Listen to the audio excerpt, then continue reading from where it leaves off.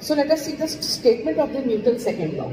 It states that the rate of change of momentum of a body, here we are talking about linear momentum because the body is in linear motion, is directly proportional to the applied force, and this change takes place in the direction of the applied force. So according to this definition, we are having initially linear momentum as mv.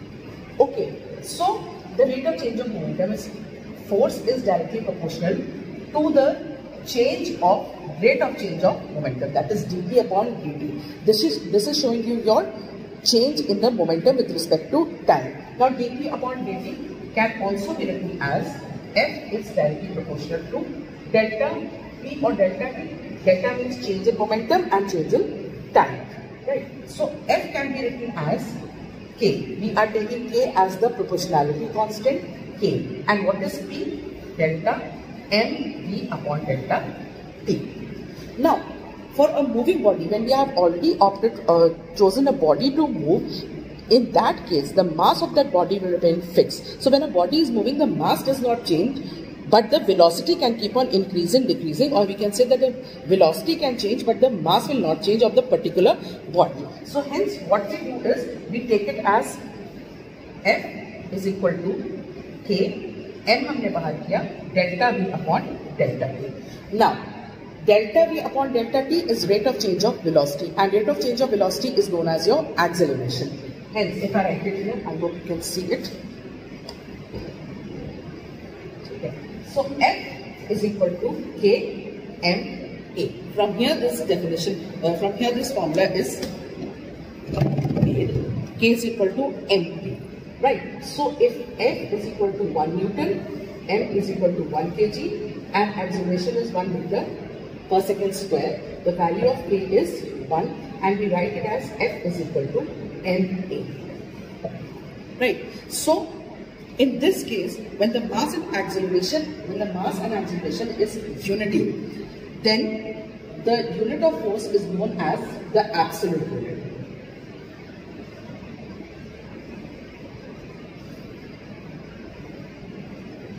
We have already seen in class 10 that we have two types of unit, absolute unit and gravitational unit. Here I want to clarify one thing more, that when we take the mass and acceleration as unity, then in that case the unit of force is known as your absolute unit of force, which is 1 Newton. So F is equal to MA is, you can say, the second law of motion. But when you are describing or defining the second law of motion, then we are going to state this statement, that is the rate of change of momentum of the body is directly proportional to the applied force, and this change takes place in the direction of force. F is equal to MA. So from this formula, or in general also, the dimension of forces come out to be MLT minus 2. For mass it is capital M, and for acceleration it is LT minus 2. The dimensions becomes this. Then we are talking about unit. There are two types of unit, as I said, and as you have been studying. Absolute unit. Okay. Absolute unit is, in SI the absolute unit is Newton, and the CGS unit.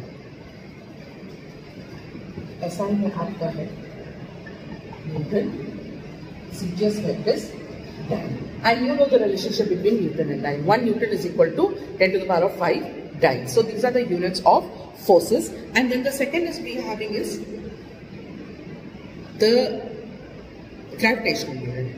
The SI, in SI the gravitational unit of force is kg weight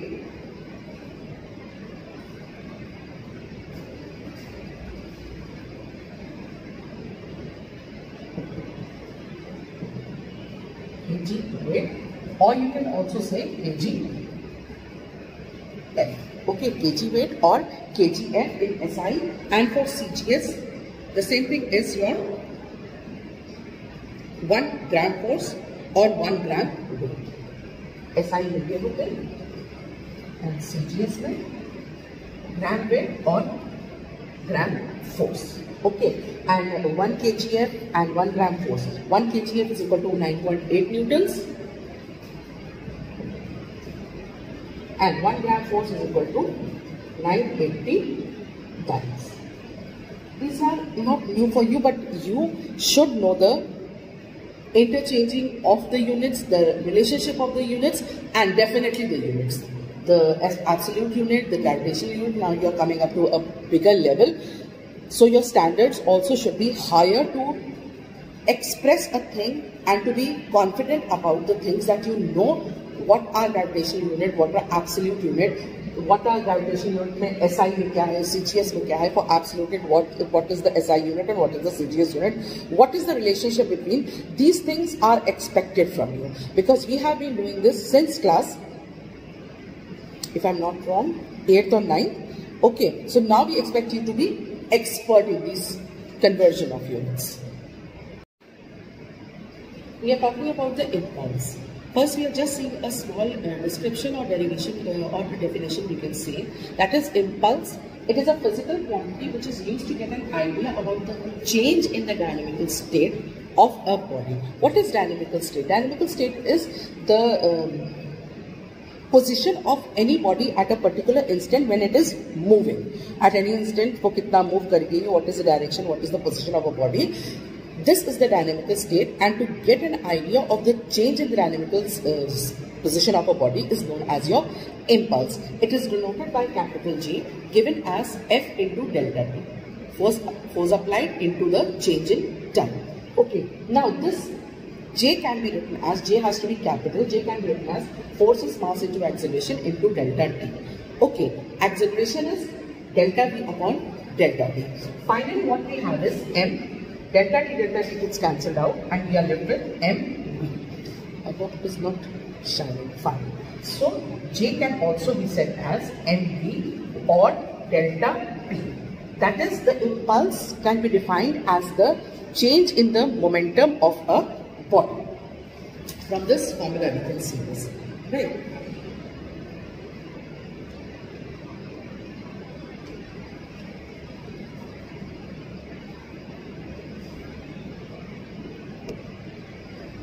So till here we see that the impulse is the change in momentum.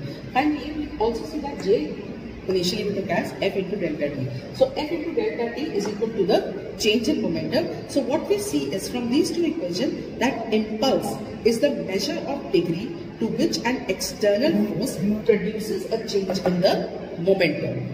That how much change in momentum can be produced by a force. This is what impulse is defining or giving an idea of. The momentum of a particle is the impulse required to bring the particle from rest to the present state of motion. The SI unit of impulse, so here you can see, will be Newton second, not per second, Newton second, and you can easily take out what? The dimensions also.